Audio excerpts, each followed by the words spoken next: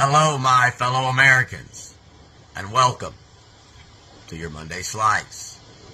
I'd like to start off today by asking yourself a question, of my fellow Americans, and it's this. Ask yourself not what kind of pizza you can make for the party, but what kind of party you can make for the pizza. And we're coming at you live from the scene. It would appear that totalitarian control is totalitizing their entire totality. Totally. We have come to understand this because reports in Gaza have totally informed us of said totalitarian teachings.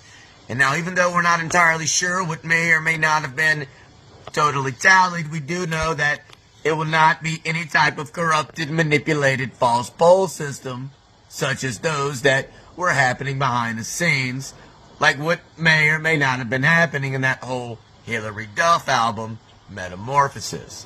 And if you can't do the math, then nothing actually really adds up, so tell me why we're here. Just a thought. Just a thought.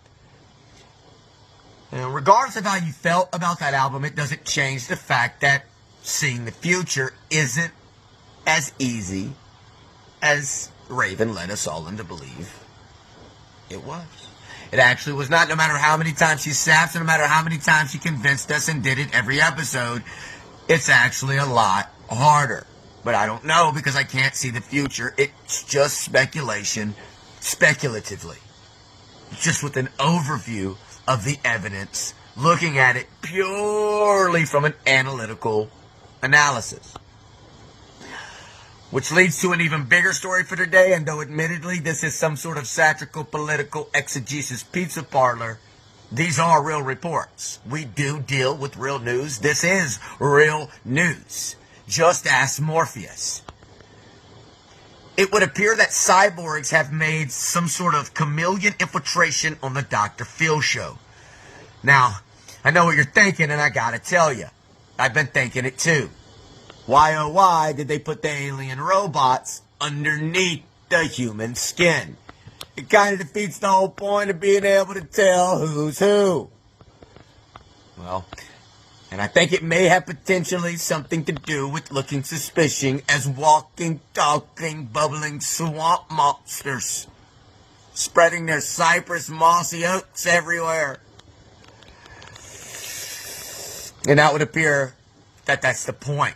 And so you may also be thinking that that whole Dr. Phil show isn't real, but let's be honest, it has to be because it's called reality TV. And there's no way reality TV is fake because it's literally called reality TV. Duh. Stop getting defensive.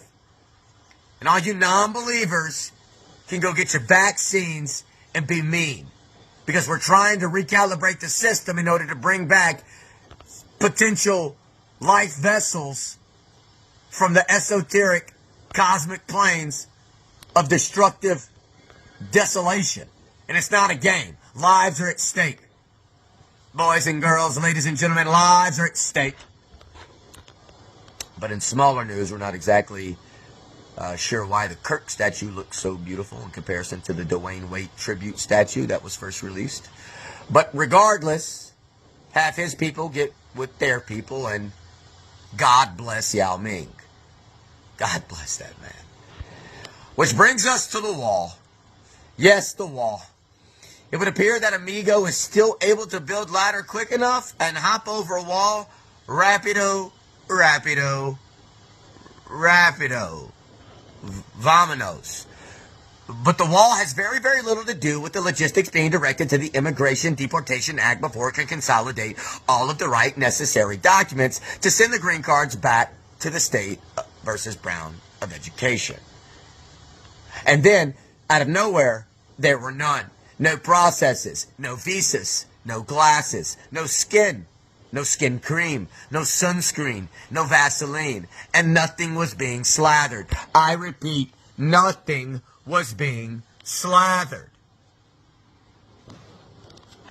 I just want to make that very clear. Nothing was being slathered anywhere.